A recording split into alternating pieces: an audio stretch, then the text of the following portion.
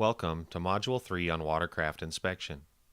As inspectors with daily face-to-face contact with boaters, you are the face of Colorado Parks and Wildlife as well as the agency or employer that you represent. As such, you are expected to maintain a high level of professionalism at all times. The inspector's role is to perform inspections and decontaminations to prevent the spread of aquatic invasive species on recreational watercraft and to educate the public. Regardless of who you work for, you are an authorized agent of Colorado Parks and Wildlife when certified to perform inspections. As such, you are expected to always act professionally and follow state procedures. All boats should be clean, drained, and dry in between launches. This means no water, no mud, no animals, and no plants. If boats are not moving any of these, we have significantly reduced, if not eliminated, the risk of carrying invasive species on recreational watercraft. Remember to educate every boater to clean, drain, and dry. Do not assume they know. A trolling motor can be electric or gasoline and are used for moving quietly and slowly through the water. Outboard motors are attached to the transom of the boat and are housed entirely outside of the boat. Inboard-outboard, or I/O engines, have the lower unit outside of the boat while the engine is housed inside the boat. Inboard engines have the entire engine located inside the boat with only a prop and prop shaft external to the boat. And jet engines intake water under the boat, which is then forced through an impeller and out of the jet that steers and powers the watercraft. The state of Colorado has defined 3 categories of boats. Regulation-exempt boats do not need to be inspected unless they launch from a trailer or have a gasoline or diesel motor. Simple boats need to be inspected, as do complex boats. The 8 boats exempt in regulation from inspection in Colorado are kayaks, canoes, rafts, belly boats, windsurfer boards and paddle boards, sailboards, float tubes, and inner tubes. Remember, not all hand-launched boats are exempt. Only the 8 listed in regulation. Exempt boats lose their exemption if they launch on a trailer or if a gasoline or diesel motor is added. Simple boats, as defined by the state, are boats with an open hull, no containers or compartments, and a single outboard motor. Complex boats have a closed hull, or 1 or more interior compartments, or more than 1 motor or engine. Remember, in general, the more complex the boat, the higher a risk it is. As we mentioned in the introductory module, in 2015 we will begin using a new WID site classification system. These classifications are negative prevention water, waters that have never had a verified detection of any ANS. Other ANS positive water, waters that have a verified presence of an ANS listed in the Chapter 8 regulations other than zebra or quagga mussels. Most ANS positive waters are also prevention waters for mussels and some other ANS. ZQM containment water, waters that have had a verified zebra or quagga mussel detection. Pueblo is the only ZQM containment water. And last, off-water WIDs. These are authorized locations that are not at a lake or reservoir. Now, let's go over seals. Colorado uses a seal and receipt system so that a boater can show proof of prior inspection. The state uses a green seal that locks the boat to the trailer. This assures the inspector that the boat is not launched since the seal was last applied. This green seal, accompanied by a receipt, helps communicate across jurisdictions by documenting what level of inspection or decontamination was previously performed. It also allows authorized locations that are not located at a lake or reservoir to show proof of inspection. So where are seals applied? Be sure to attach the seal between the eye bolt and a hard welded part of the trailer so it cannot be removed and put back without breaking. While the goal is 100% of watercraft getting seals with receipts on exit, there are minimum standards set that WIDs will be expected to achieve. Prevention or negative waters with pre-inspection must perform exit inspections and provide seals and receipts to at least 80% of the boaters. Prevention or negative waters without pre-inspection must perform exit inspections and provide seals and receipts to at least 90% of the boaters. Other ANS positive waters must perform exit inspections and provide seals and receipts to at least 90% of the boaters. And ZQM containment waters must strive to inspect 100% of outgoing watercraft, but realistically should achieve at least 95% seal application rates. Boats will be sealed with a matching receipt if one of the following occurs. It leaves a ZQM containment reservoir and passes a high-risk inspection or decontamination. It leaves an other ANS positive water and passes an exit inspection. It leaves a prevention reservoir and passes an exit inspection or decontamination. Or it comes into an office or business watercraft inspection and decontamination site and passes either an inspection or decontamination.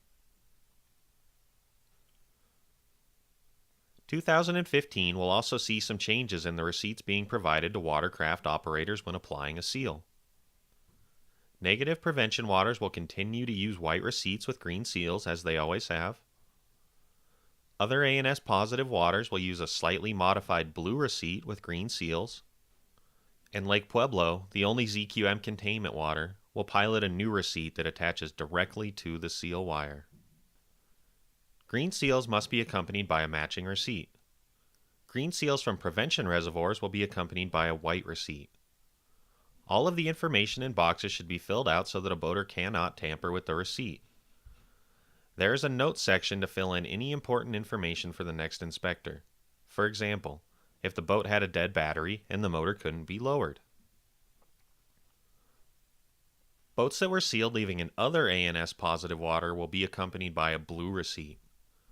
The receipt will indicate which type of ANS that water is positive for to help you make decisions regarding decontamination.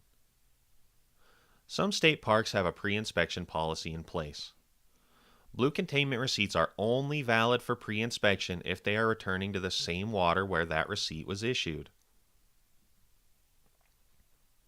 In addition to the blue and white receipts you are accustomed to, Lake Pueblo State Park will be piloting a new receipt in 2015.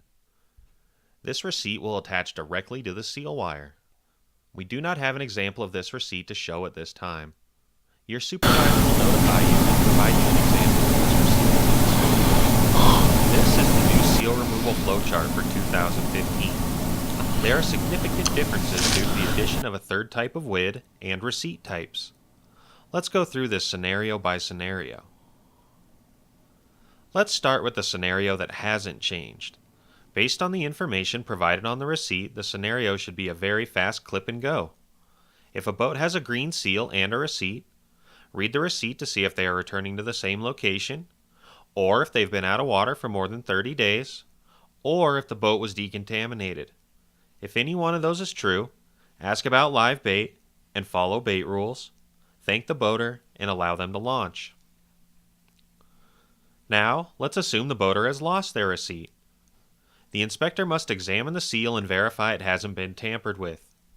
See what WID location is listed on the seal. If it is from the same location or a true negative prevention water, educate the boater to keep the receipt next time. Ask about live bait and follow bait rules. Thank the boater and allow them to launch. If they lost the receipt and the seal is from an other ANS positive water, and you work it in other ANS positive water with the same ANS, you can allow the boater to launch after educating them not to lose their receipt and following bait rules. If they don't have a receipt and the seal is not from a water with the same ANS as your water has, you must inspect the boat for standing water and follow all standing water rules. This will most likely result in a standing water decontamination.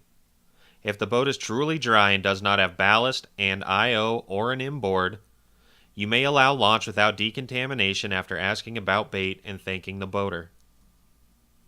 Okay, let's discuss the removal process for a boat with a seal and a valid receipt.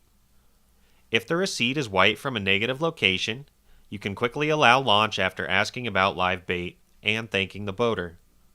A seal with the right receipt should be a quick clip and go. If the receipt is from Pueblo, the only ZQM containment site, and has not been out of the water for more than 30 days or been decontaminated, you must check for standing water and follow standing water rules. This will most likely result in a standing water decontamination. If the boat is truly dry and does not have ballast, an IO, or an inboard, you may allow launch without decontamination after asking about bait and thanking the boater. This scenario assumes the inspector does not work at Pueblo. If they have a seal with a blue receipt from another ANS positive water, and your water body is positive for the same ANS, you can verify drained and allow launch after asking about bait and thanking the boater. If they have a seal with a blue receipt from another ANS positive water, and your water body is negative or not positive for the same ANS listed on the receipt, you must check for standing water and follow standing water rules. This will most likely result in a standing water decontamination. Again, if the boat is truly dry and does not have ballast, an IO, or an inboard, you may allow launch without decontamination after asking about bait and thanking the boater. Now, let's take a minute to review the entire seal removal flowchart with all scenarios illustrated. Inspectors need to be extremely familiar with these new procedures. It is very important that inspectors read seal receipts and seal codes to determine which path to follow. Inspectors will be required to know all waters positive for other ANS and should have a quick reference list available. When removing a seal, check the receipt, and if one of the following is true, it is returning to the same lake or reservoir, the boat has been out of water for 30 or more days, or the boat has been decontaminated, ask about live aquatic bait and allow the boater to launch.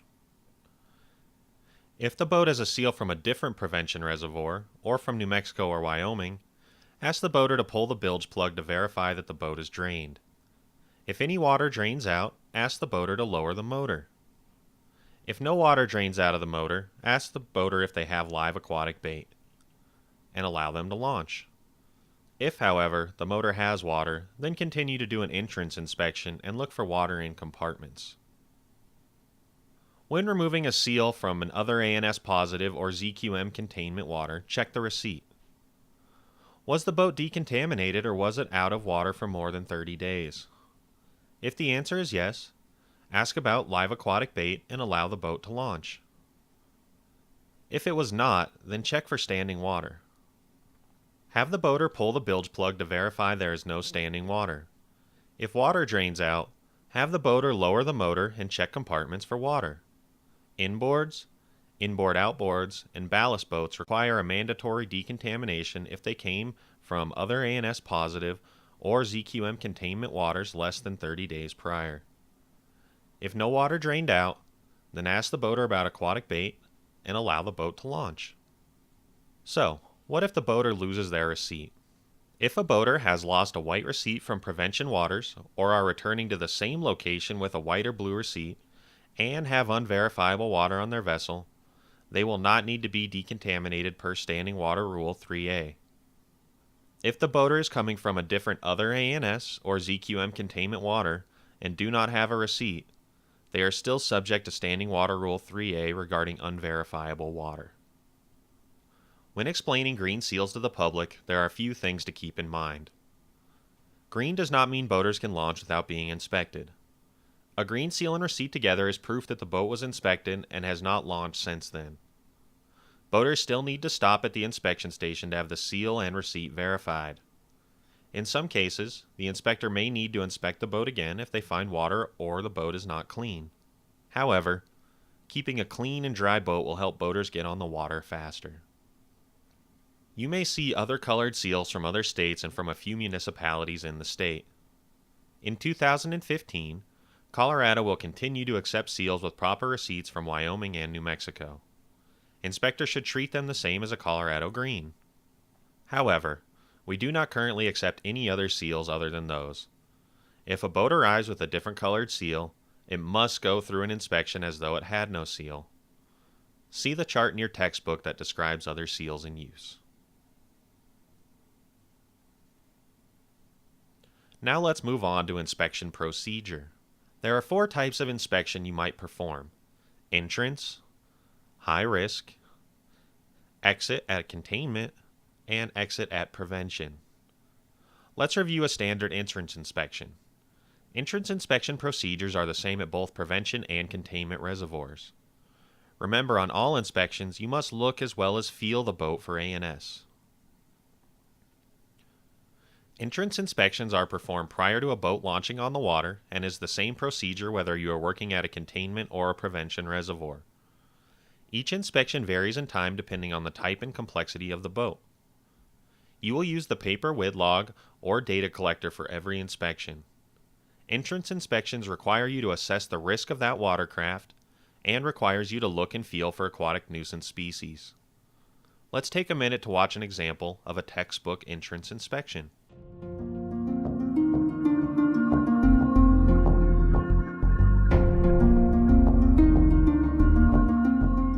Watercraft inspections are a proven method to stop the spread of zebra and quagga mussels and other invaders. Because overland travel on boats and trailers is the primary vector for spreading aquatic invasive species, boat inspections and decontaminations are critical to protect waters from an irreversible infestation that could threaten recreational opportunities and cause expensive and irreparable damage to ecosystems, water-related infrastructure, and local economies. This video will show you how to perform a watercraft entrance inspection. By following these steps, infested boats can be intercepted and decontaminated prior to launching. This inspection protocol also serves as a key public education and awareness component. Because watercraft inspectors cannot be placed at every boat ramp in the state, teaching boaters how to inspect their own vessels is critical to protect our waters and to ensure the long-term success of this program. When a boat arrives at the inspection station, greet the boater by introducing yourself. Ask the driver to set their parking brake, put the vehicle in park, and turn off the ignition. The driver should step out of the vehicle and assist with the inspection. Provide a brief explanation of the inspection process and the reason for performing the inspection. Inform the boater that you are looking for zebra or quagga mussels or other invasive plants or animals. Be sure to give them a brochure with additional information. Remember to tell the boater that you are also making sure that their watercraft is clean, drained, and dry before launching. Record information about the watercraft in either the mobile application or the paper activity log. Be sure to enter the watercraft's registration number and trailer license plate. If the boat is new and does not have a registration number, record the whole number or HIN. Note if the boat is coming in or going out and the type of craft. If the boat has a seal, check to make sure the receipt matches and follow the procedures for applying or removing seals. If the boat does not have a valid seal and receipt, you must begin the inspection by interviewing the boater to determine if the vessel poses a high risk of introducing invasive species. There are 2 questions that you must ask to determine risk. First, ask if the watercraft has been launched out of state in the last 30 days. Sir, is this boat launched out of state in the last 30 days? No, it is not. Next, ask where the boat has launched in the last 30 days. Where has this boat launched in the last 30 days? Listen carefully and note if any of the waters mentioned are suspect or are listed as positive for mussels or other invasive species. Do not combine these questions or you will miss a critical risk factor, since many states have lakes and reservoirs with the same name. Because species like zebra and quagga mussels can survive out of water for up to 30 days, establishing when and where a vessel has launched is critical to determine risk. Record if the watercraft is complex and if it is dirty, crusty, or slimy. These factors also increase risk.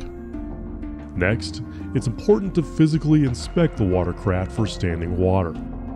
Be sure to ask the boater if they are carrying live aquatic bait. If so, follow the live bait protocols. Also check to see if the watercraft has ballast tanks.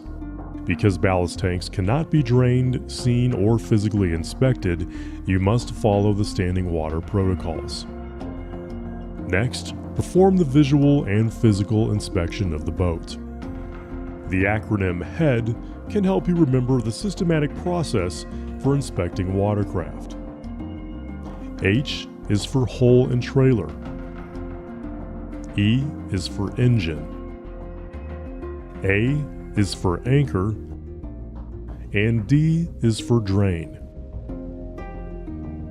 Begin by inspecting the hull and trailer on the port side of the bow and move toward the stern.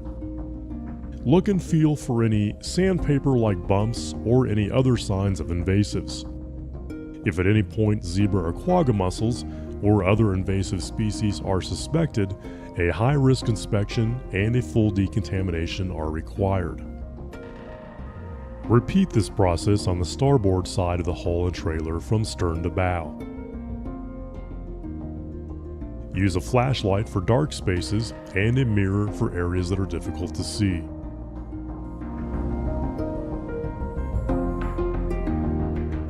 Once the hull and trailer have been inspected, physically and visually inspect the bilge plug and bilge area using a flashlight.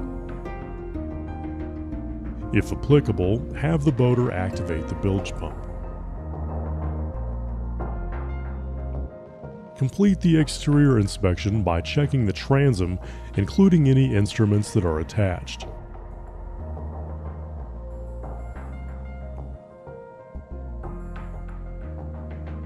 Ask the boater to lower the engine and verify that it has been drained.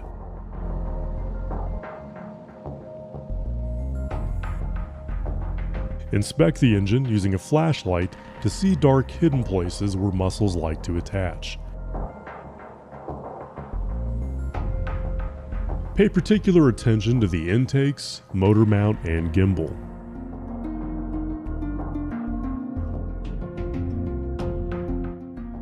Next, ask for permission to board the watercraft.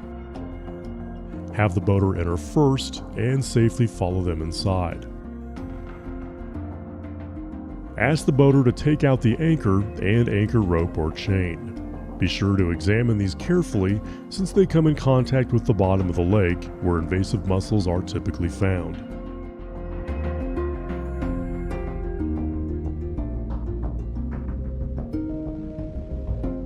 Next, inspect interior compartments to verify that they are dry. Begin at the bow and work toward the stern. Ask the boater to open compartments that hold water, including live wells or bait wells, and any compartments that hold equipment. Be sure to examine and feel life jackets, buoys, paddles, ropes, nets, and drift socks, and ensure that all items are clean and dry. If standing water is found in any compartment and the boater claims to have launched only in negative waters, remove standing water from the watercraft using a pump, sponge, or towel. If the watercraft cannot be drained or was previously launched in positive waters, follow standing water protocols and perform a decontamination. Once the inspection is finished, remind the boater to reinsert the bilge plug and raise the engine. Encourage the boater to get an exit inspection and explain how having a seal and receipt will allow them to launch more quickly when they return. Thank the boater for their cooperation and allow them to launch. Finalize the inspection by submitting the record in the mobile application or on the paper activity log.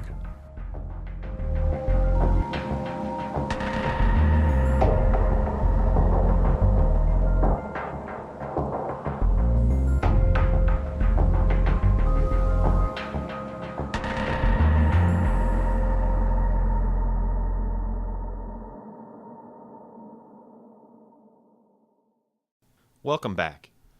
Because water in ballast tanks is unverifiable, they pose a very high risk for transporting ANS. Fortunately, a ballast tank filter, the Mussel Master, has been developed and shown to be 99.9% effective in filtering veligers from the water prior to be taken into the ballast tanks.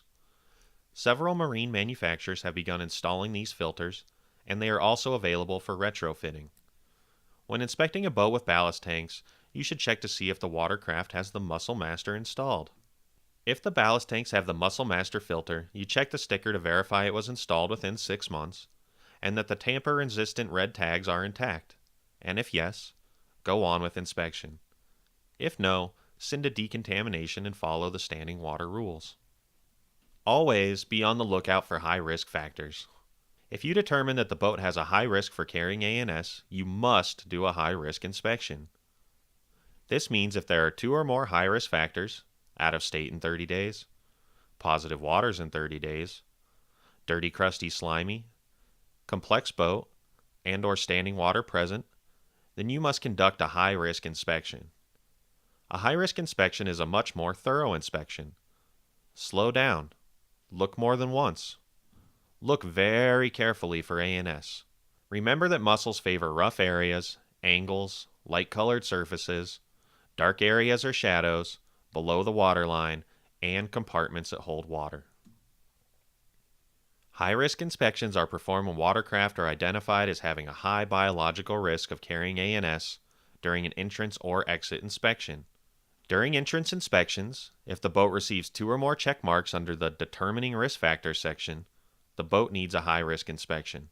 Boats exiting ZQM containment waters must be inspected and are automatically a high-risk inspection. Remember, the high-risk factors are boats that have launched out of state within 30 days, boats that have launched in positive or suspect waters within 30 days, dirty, crusty, or slimy boats, complex boats, and standing water in the vessel. High-risk inspections use the same method to inspect, using the HEAD acronym. However, it is a longer and more thorough inspection because the boat is high risk. You are looking very closely to find signs of ANS. Remember, out-of-state boats, boats coming from positive waters, and boats carrying standing water pose the greatest risk. During a high-risk inspection, feel the entire hull, trailer, and transom below the waterline, focusing on angles and fasteners, and you may need to do more than one pass. When looking at the engine and gimbal area, you must use a flashlight and feel with your hands as mussels like to attach in these areas and can be difficult to see. When inspecting the interior of the boat, be sure to look in all interior compartments that could come in contact with water, including equipment. Make sure that all water is drained out of the boat. If it cannot be fully drained, perform a standing water decontamination. We will cover decontaminations in the next module. Exit inspections at prevention reservoirs are required to get a green seal and receipt. Inspect as many boats as possible on exit. We want all boats to have green seals and receipts in between every launch. Exit inspections are performed when the boat is leaving the reservoir. It continues to use the HEAD acronym.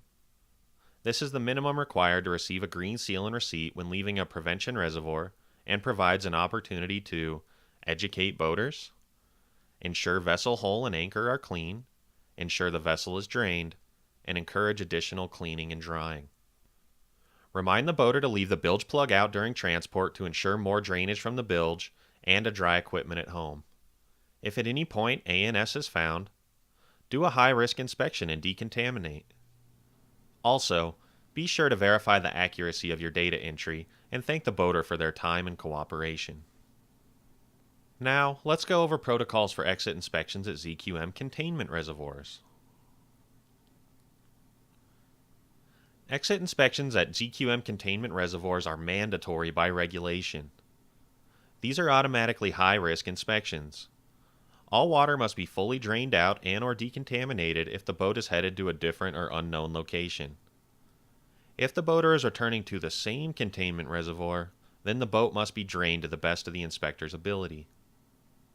The goal for watercraft exiting ZQM containment reservoirs is to be drained, and if it cannot be fully drained, then perform a standing water decontamination. No water in, no water out. Let's go through a couple of scenarios of a boat exiting a ZQM containment reservoir. The inspector will ask the boater if they are returning to the same reservoir or going elsewhere. If the boater plans on coming back, then the inspector will perform a high-risk inspection and drain the boat to the best of their ability.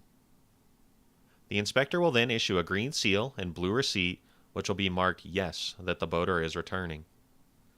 If, however, the boater decides that they are going somewhere else, or are unsure of their next boating destination, the inspector will perform a high-risk inspection and perform a standing water decontamination in all areas where the boat cannot be fully drained. They will then issue a green seal and receipt and mark No under returning boater. In some cases, a standing water decontamination will be mandatory. If the boat has ballast tanks, an inboard-outboard or inboard engine, these must be given a standing water decontamination if the boat is headed to a different location. Keep in mind that if a boat arrives at a prevention location, from containment or unknown location with ballast tanks, inboard-outboard, or inboard engine, they must perform a standing water decontamination of these areas. Just a few more notes on the new Other A&S containment protocol. To reiterate, other A&S positive water shall provide clean, drain, dry exit inspections, as well as seals and receipts to at least 90% of outgoing watercraft. Other A&S containment differs from ZQM containment in that these waters will not be performing high-risk inspections. Instead, they are performing standard exit inspections. It also differs in that decontamination will not be required at the exiting location unless A&S is found or suspected.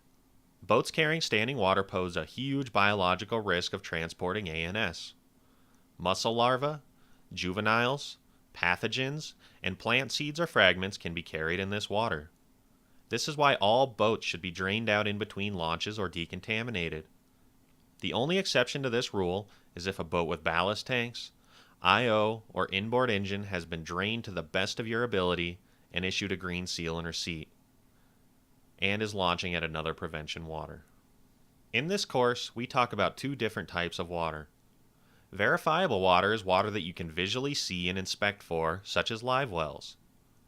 Unverifiable water is water that you cannot see, feel, or visually inspect for. This is most common with ballast tanks, IO, and inboard engines. Here are the standing water protocols. If the watercraft has been in suspect, positive, or infested waters within the last 30 days and was not decontaminated upon exit and has any standing water, it is mandatory to send the watercraft to decontamination. Rule number 2. Boats with verifiable water. Watercraft that are from unknown sources or from prevention waters must be clean, drained, and dry. Sponge, pump, or towel out standing water or decontaminate prior to allowing launch. And rule number 3. Boats with unverifiable water. Boats with no green seal and receipt will get a standing water decontamination. Boats with a green seal and receipt that are returning to the same location do not need decontamination. Boats with a green seal and receipt moving between Colorado prevention locations must be fully pumped out and no longer require decontamination. Boats with a green seal and receipt moving between Colorado prevention locations must be fully pumped out and no longer require decontamination. Please, educate all ballast boaters to get green seals and receipts when exiting reservoirs. As mentioned previously, in addition to the new rules regarding green seals and receipts, we are also updating the protocols relating to the Mussel Master ballast filter. These changes are specifically in regards to ballast boats coming into your water without a valid seal and receipt. If you happen to have a ballast boat show up at your ramp without their seal and receipt, first you should ask them if they have the Mussel Master filter installed. If they do, you should then proceed to verify the efficacy of that filter. In other words, check the sticker on the filter to verify that it was installed less than 6 months ago. If it was in fact installed within the last 6 months, check the 2 red tamper-proof seals to verify they are intact and have not been tampered with. If the watercraft meets all of these criteria, they will not be required to receive the standing water decontamination as outlined in Standing Water Rule 3A. At this point, you should complete your HEAD inspection, close out the inspection, and allow the watercraft to launch. Before and after every launch, you must ask the boater if they have live aquatic bait on board. This is because bait water can harbor mussel veligers or diseases like whirling disease or viral hemorrhagic septicemia, 2 deadly fish diseases. Also, the bait itself could be an invasive species, such as a rusty crayfish. Live aquatic bait rules are different at different sites. It's important to know the rules for your site. Most cities do not allow live aquatic bait. Generally, bait bought through a bait dealer with a receipt less than 7 days old is allowed if the species in question is allowed at the site. The feral harvest and transportation of live fish is prohibited almost everywhere. There are some exceptions. Crayfish are allowed to be harvested and moved live east of the Continental Divide, except from Sanchez Reservoir. They are not allowed to be transported live west of the Continental Divide. Gilled salamanders are allowed to be harvested and moved live everywhere live aquatic bait is allowed. Out-of-state bait is never allowed. Know the rules for your site. Now, let's quickly discuss reporting. If you find or think you have found a mussel boat, you must call your immediate supervisor to notify them. They will then notify the State Invasive Species Coordinator. Specimens should be collected and sent to the Aquatic Animal Health Lab in Brush within 24 hours of collecting the specimen. We will go into more detail when we cover decontamination. If you happen to intercept a vessel with ZQM or other ANS, do not allow the boater to leave with mussels or other ANS attached to their vessel. Call law enforcement if you need help. This concludes the third module on inspection. Please take this module's exam and proceed to Module 4 on decontamination.